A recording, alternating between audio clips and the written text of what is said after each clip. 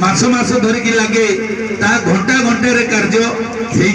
आज निश्चित भाव में ब्लॉक प्रशासन को मुझे धन्यवाद देवी जिला प्रशासन को से आमको सहयोग कर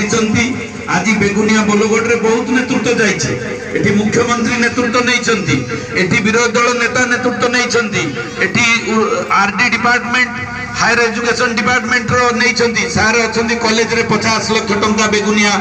कॉलेज रे कार्य आहरी 50 लाख टंकार बर्तमान बिल्डिंग चलती हाई स्कूल रो सब घर भांगिकी बर्तमान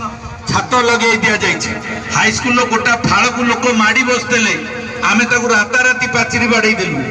एवं मेडिकल रो फाळे काम होई पारु नथिला पाचेरी जोर जबरदस्ती लोक रखिथिले ताकू मध्य लगेई दिया गला कल्याणी मंडप कथा कहउथिले ताकू लोक माने जगी की माड़ी बसिकी थिले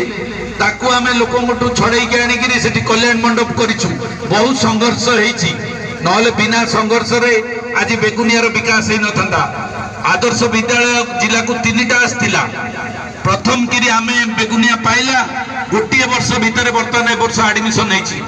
जगह दे कंट्राक्टर एग्जीक्यूटिव माने टेंडर करी काम सरी बर्तमान आपण मैंने धड़ा देखा जाऊँगी जून मसरे पिला पाठ पढ़े जो खोर्धारे भी स्टार्ट है कि बाणपुर भी स्टार्ट है ये हूँ आम सफलतार कहानी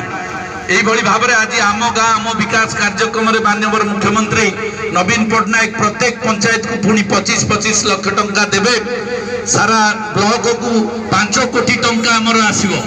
पुणी कार्यक्रम आरंभ हम आज मु बोलगोड़ रे 6 तारिख दिन आम